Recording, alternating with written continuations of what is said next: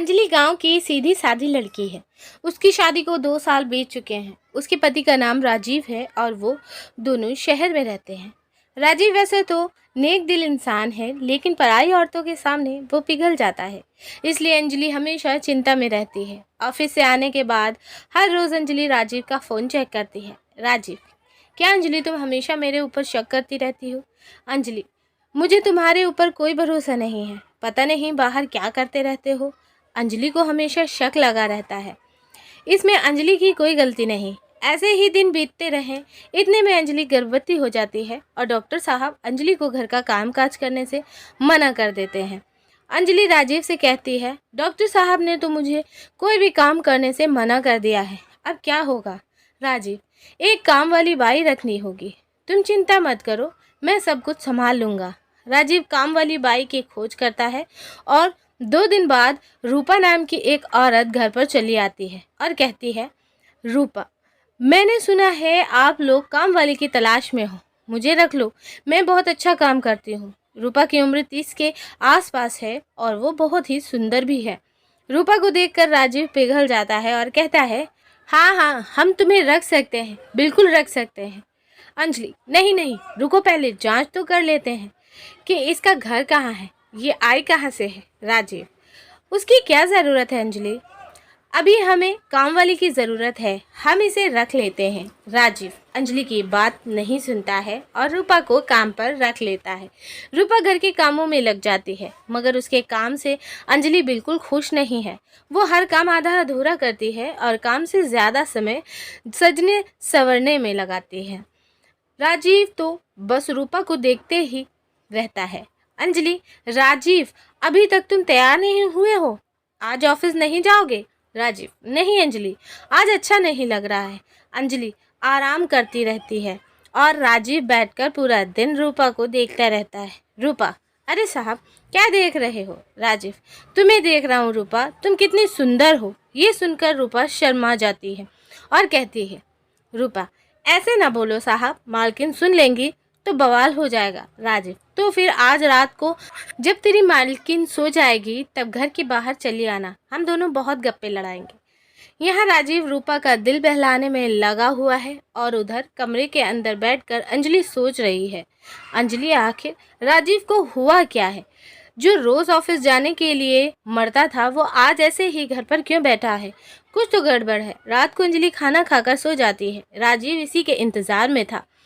अंजलि के सोते ही राजीव घर के बाहर चला गया। रूपा भी चली आती है और दोनों मिलकर बातें करने लगते हैं। राजीव, रूपा, तुम्हें पता है तुम्हारे बाल बिल्कुल रेशम जैसे हैं। रूपा, ऐसा ना बोलो साहब, मुझे शर्म आती है।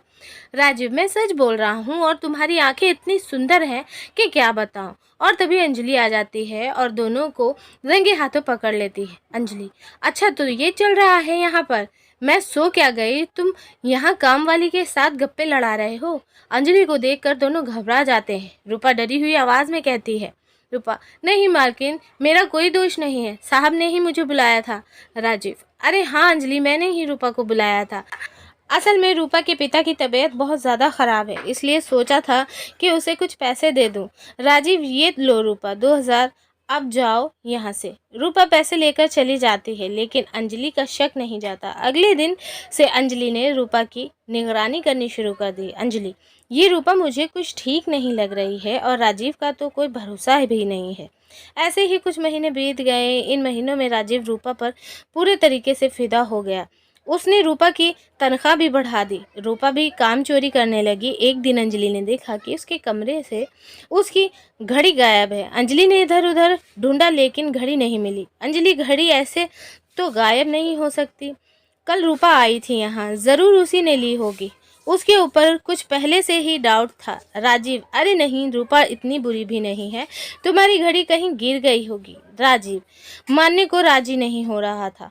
रूपा ऐसा कर सकती है। उसके बाद हर 2 दिन में घर से कुछ ना कुछ गायब होने लगा, मगर राजीव ने रूपा को काम से नहीं निकाला, क्योंकि वो तो रूपा से प्यार कर बैठा था। अंजलि ने सोचा कि कुछ ना कुछ तो करना ही पड़ेगा और इसके कुछ ही दिनों बाद अंजलि अपना पेट पकड़कर बैठ गई।